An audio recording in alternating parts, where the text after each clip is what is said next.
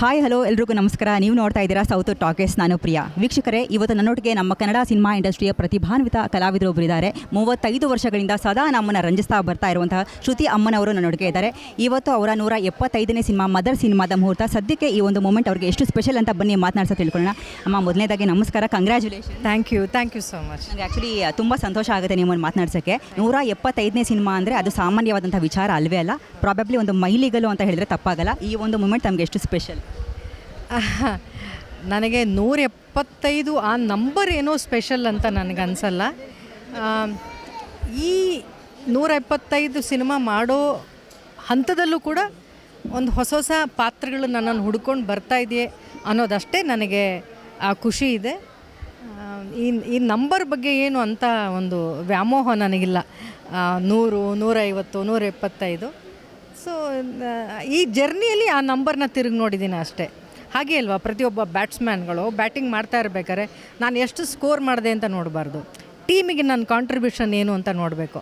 ಆಗ ಮಾತ್ರ ಅವ್ನು ಒಳ್ಳೆ ಬ್ಯಾಟ್ಸ್ಮ್ಯಾನ್ ಆಗ್ತಾನಲ್ವ. ಹಾಗೆ ನನಗೆ ಕೊಟ್ಟಂಥ ಪಾತ್ರ ಅಥವಾ ಈ ಇಂಡಸ್ಟ್ರಿಗೆ ನನ್ನ ಕಾಂಟ್ರಿಬ್ಯೂಷನ್ ಏನು ಅಷ್ಟನ್ನು ಮಾತ್ರ ನೋಡ್ಕೊಂಡು ಬಂದಿದ್ದೇನೆ. ಹಿಂದೆ ತಿರುಗಿ ನೋಡಿದಾಗ ನಾನು ಡೈರಿಲಿ ತೆಗೆದು ನೋಡಿದಾಗ ಮಾತ್ರ ಗೊತ್ತಾಗಿದ್ದು 175 ಅಂತ. ಅಷ್ಟೇ ವಿಶೇಷ. ಇಷ್ಟು ವರ್ಷಗಳ ಕಾಲ ನಿಮ್ಮನ್ನು ಪ್ರೇರೇಪಿಸುವ ಶಕ್ತಿ ಯಾವುದು?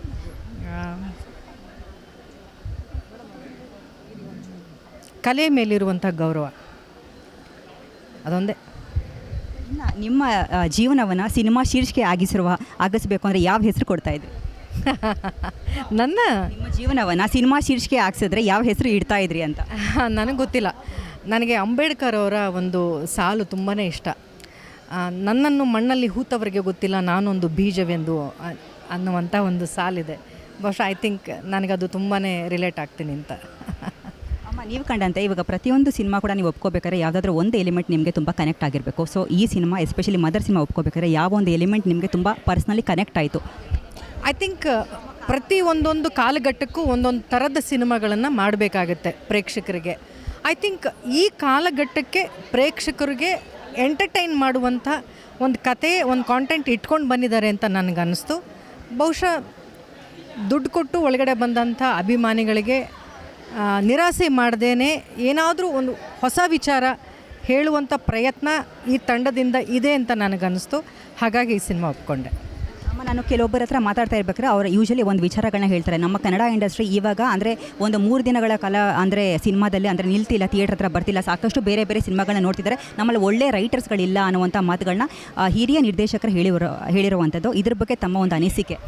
ಅಲ್ಲ, ಅವ್ರು ಹೇಳಿರೋದು ನಿಜ ಇರ್ಬೋದೋ ಏನೋ. ಯಾಕೆಂದರೆ ಒಬ್ಬ ಡೈರೆಕ್ಟ್ರಾಗಿ ಒಂದು ಕಥೆಯನ್ನು ಬರೆಯೋಕ್ಕೆ ಕೂತಾಗ ಅವ್ರಿಗೆ ಗೊತ್ತಾಗುತ್ತೆ ನನಗೆ ಹೆಲ್ಪ್ ಮಾಡೋರು ಯಾರೂ ಇಲ್ಲ, ಸ್ಕ್ರಿಪ್ಟ್ಗೆ ಯಾರೋ ಬೇಕಾಗಿತ್ತು, ಇನ್ನೊಂದಿಷ್ಟು ಬೇರೆ ಬೇರೆ ಥರದ ಆಲೋಚನೆಗಳನ್ನು ಮಾಡುವಂಥ ಒಬ್ಬ ರೈಟರ್ಸ್ ನನಗೆ ಸಿಗ್ತಾ ಇಲ್ಲ ಅಂತ ಅವ್ರು ಹೇಳಿರೋದ್ರಲ್ಲಿ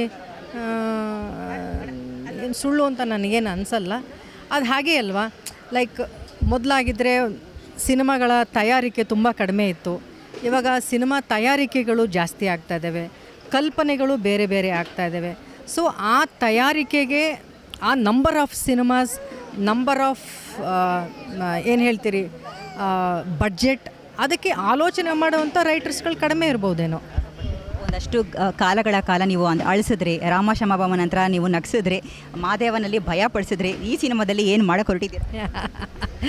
ಒಬ್ಬ ತಾಯಿಯಾಗಿ ಒಂದು ಕುಟುಂಬವನ್ನು ಕಾಪಾಡುವಂಥ ಒಬ್ಬ ಸಾಧಾರಣ ಮಹಿಳೆಯ ಪಾತ್ರ.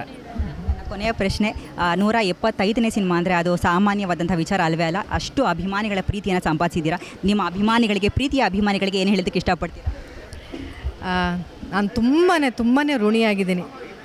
ಚಿತ್ರರಂಗಕ್ಕೆ ಅವಕಾಶ ಕೊಟ್ಟಂಥ ಪ್ರತಿಯೊಬ್ಬ ನಿರ್ದೇಶಕ, ನಿರ್ಮಾಪಕರಿಗೆ, ನನ್ನ ಜೊತೆ ಕೆಲಸ ಮಾಡಿದಂಥ ಪ್ರತಿಯೊಬ್ಬ ಕಲಾವಿದರಿಗೆ, ಅವಕಾಶ ಕೊಟ್ಟಂಥ ಪ್ರತಿಯೊಬ್ಬ ನಿರ್ಮಾಪಕರಿಗೆ, ಆ ಸಿನಿಮಾಗಳನ್ನು ನೋಡಿ ನನ್ನನ್ನು ಹರಿಸಿದಂತಹ ಪ್ರತಿಯೊಬ್ಬ ಅಭಿಮಾನಿಗಳಿಗೆ, ಎಲ್ಲದಕ್ಕಿಂತಲೂ ಮುಖ್ಯವಾಗಿ ಮಹಿಳಾ ಅಭಿಮಾನಿಗಳಿಗೆ ನನ್ನ ಕೋಟಿ ಪ್ರಣಾಮಗಳು. ನಾನು ತುಂಬ ಋಣಿಯಾಗಿದ್ದೀನಿ ಅವರಿಗೆ. ಧನ್ಯವಾದಗಳಮ್ಮ. ಮತ್ತಷ್ಟು ಒಳ್ಳೊಳ್ಳೆ ಪಾತ್ರಗಳೊಂದಿದೆ ಮುಂದೆ ಬರ್ತಾಯಿರಿ. Thank you so much.